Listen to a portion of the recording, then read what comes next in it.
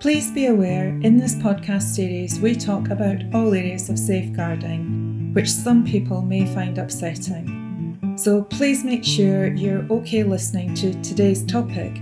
Be mindful of those around you, such as children, that you might not want to listen in. Hi, I'm SSS Safeguarding Director Sam Preston. And I'm former head teacher and content author Sara Spinks. Today we're discussing a topic central to pupil safety and well-being, but it can be daunting for anyone new to the role. And that's the challenges of being a new designated safeguarding lead, or DSL. So there's a lot to unpack here, Sarah, isn't there? Oh, there really is. The role of DSL isn't just another responsibility. It's a massive commitment to protecting the most vulnerable children in our schools. Yeah, absolutely. So a new DSL steps into a position that requires knowledge of complex legal frameworks. They have to have the ability to handle sensitive information and have a judgment around that. They've got to have the practice skills to respond calmly under pressure. So let's start with the basics. A new DSL very quickly learns that they're not just managing incidents, they're creating that whole culture of safeguarding throughout the school. Yeah, that's right. And at its core, being a DSL is about embedding safeguarding awareness across the entire school community. It's not just about responding to issues after they've arisen. It's about proactive steps, from training staff to educating pupils on how to keep themselves safe. It's a tall order, especially for someone new. And then there's the reality of the workload. Many DSLs juggle that teaching responsibilities or other administrative roles alongside safeguarding, which can make that job feel like a real balancing act. Oh, absolutely. I mean, time management is a huge challenge. The DSL role requires so much more than just fitting in a few safeguarding duties around their other tasks. That's just not what it's about. And effective safeguarding, it means time spent investigating concerns, looking at those concerns, logging incidents, following up on cases, and crucially, communicating with external agencies, such as children's social care, for one, although there's an absolute load of agencies that a DSL will be involved with communicating with. So if a school doesn't give the DSL sufficient time or resources, and that's not just about having more deputies, it's not about spreading that load, because at the end of the day, the designated person is the lead, If they haven't got that sufficient time or the resources at hand to carry out the job, it can really compromise their ability to manage cases effectively and ensure pupil safety. Absolutely. Yeah, exactly. And speaking of external agencies, let's talk about one of the core challenges for a new DSL, building relationships with local authorities, social workers, the police, and other sort of support organisations. Yeah. As a new DSL, you may not be familiar with all the different agencies and protocols, and that can make it really intimidating to reach out initially. But these connections, they're absolutely vital. They provide that sort of multi-agency approach that's needed for safeguarding to really work well. Yeah, I think most schools, they're reaching out all the time to get support in lots of different ways that they can for the pupils. So it's not actually the reaching out part of it. You're absolutely right. What you do have to do is you have to have an understanding of how those agencies work. Yeah. And sometimes it can seem really confusing at times, because on what might be a threshold of concern for somebody in a school compared to the threshold, say, for instance, that children's social care are working to, that's not going to be at the same level. No, necessarily. And it can be frustrating, can't it? Yeah. Often so it's, for DSLs. it's not necessarily going to be hitting those same thresholds. And so that can be very frustrating, and that can affect the relationship. And those multi-agency relationships, they don't build overnight. A new DSL has to learn who to contact, how to communicate effectively, And I don't mean that I'm actually being very practical about that. You soon learn that there are words and phrases that if you incorporate them into your reports will kind of bump the concern up the ladder a bit, So that's what I mean about communicating effectively. And they've got to navigate the various systems that each agency uses. So building trust and familiarity with these partners, it takes time, but it is essential because it means faster, smoother responses when safeguarding issues arise. And of course, it helps ensure that no child falls through the cracks due to poor communication. And we've seen that, how many times have we seen when things have gone seriously wrong, where it's been down to multi-agency communications being criticised? Absolutely. It's a really good point, Sam. And the role often involves that delicate conversations, not only with those external agencies, but also with parents and carers. Sometimes safeguarding issues involve a home environment that might not be fully supportive. And these conversations can be fraught with tension, really difficult. So new DSLs may struggle with that balance between being respectful and empathetic, while also being clear and firm about the school's duty to protect its pupils. And that's fundamentally what that role's about. Absolutely. And those conversations can be some of the toughest parts of the job because on one hand, you're essentially having a conversation with a parent or carer saying, we are going to sort of step in here because we feel we need to look out for your child's welfare, which can feel incredibly invasive to them.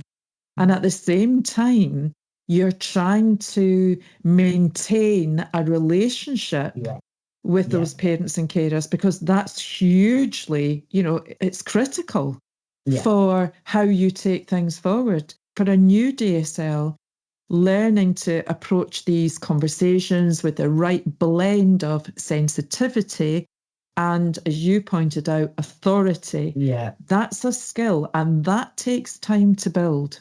Yeah, absolutely. And it's not always easy. It really isn't. And on top of that, there's that emotional impact of the role. DSLs often deal with disclosures of abuse, neglect, or other serious issues.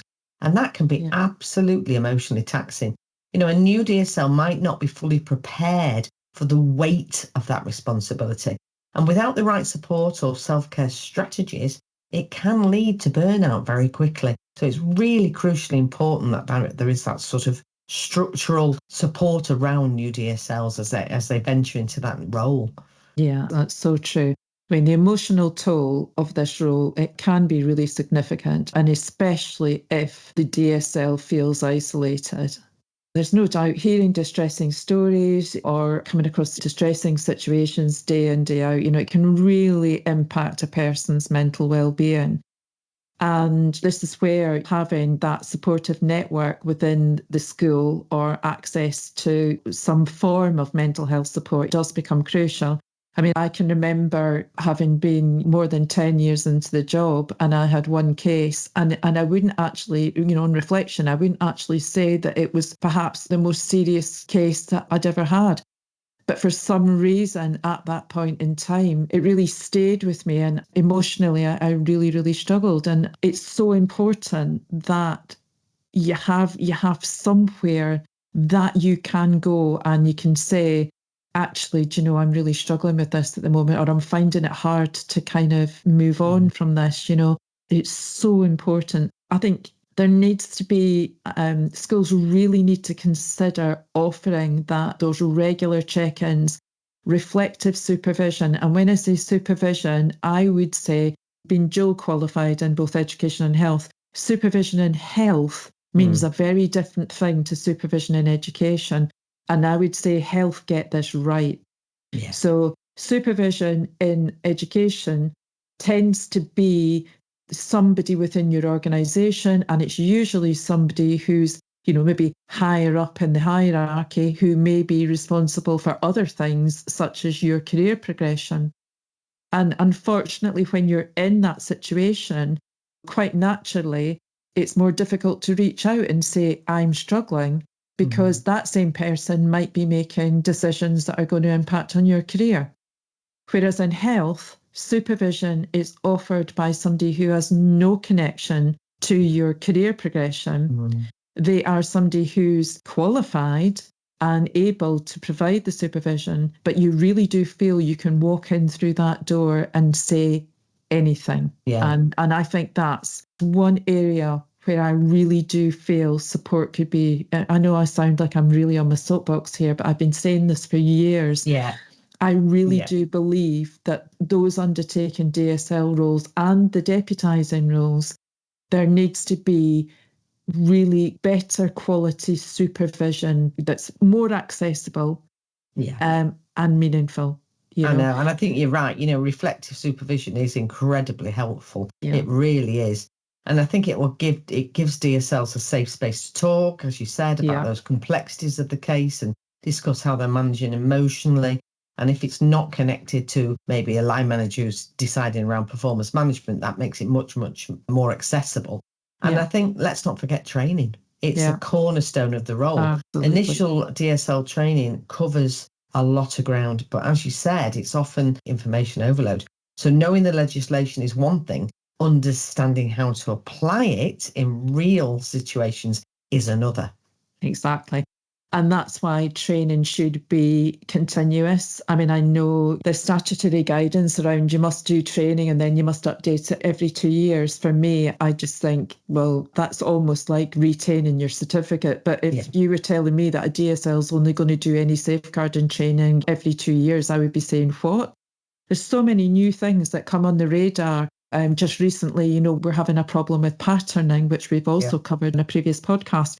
If you're only doing your safeguarding training every 2 years, you're just not going to be as informed as you need to be to carry out the role. And that's why certainly with the way that we've approached it at SSS Learning, we've got a core training and we've got refresher training, but we've got lots of other training accessible to DSLs that we know will help them carry out the job. So those regular refresher sessions is going to help them stay updated on all the changes in guidance and policies and best practice. And as that landscape changes frequently, not just with KCSIE, keeping children safe in education, but with everything else that's happening, just thinking about things like online safety and look at the sort of things that we're having to think about now that, if you went back 10 years, they wouldn't even have been on our radar. So a new DSL needs ongoing training that's practical. It has to have some scenario-based learning, real-life examples that can make a big difference in preparing for those actual cases. Yes, that is so true. And it's not just about a DSL's own training. Part of their job is to ensure that all staff are safeguarding aware. A DSL can't be everywhere at once. So it's vital, isn't it, that every member of staff, teachers, teacher assistants, admin, people in the kitchen, they have to understand those signs of abuse and how to report concerns. And their own role in safeguarding process, it's really important they know what their role is. And in other words, the DSL has to create that whole school culture of safeguarding, crucial cultural shift that they need to make sure is in place. It is. And building that culture is no small task. It's more than just ticking boxes on a training day. It's about creating that full environment, as you described, Sarah, where everyone feels a responsibility, for the safety of pupils. And that includes pupils themselves. A new DSL might also be involved in educating, students on topics like online safety, consent, resilience, helping them to understand how to keep themselves safe and when to seek help. Exactly. Pupil education is a proactive part of safeguarding, teaching them about safe boundaries, recognising unhealthy behaviour and how to seek support. They're all those preventative measures that can reduce incidents in the long run. But this proactive side of safeguarding requires time and the careful planning, which again circles back to the issue of workload and support. So it's this ever-evolving circle, isn't it?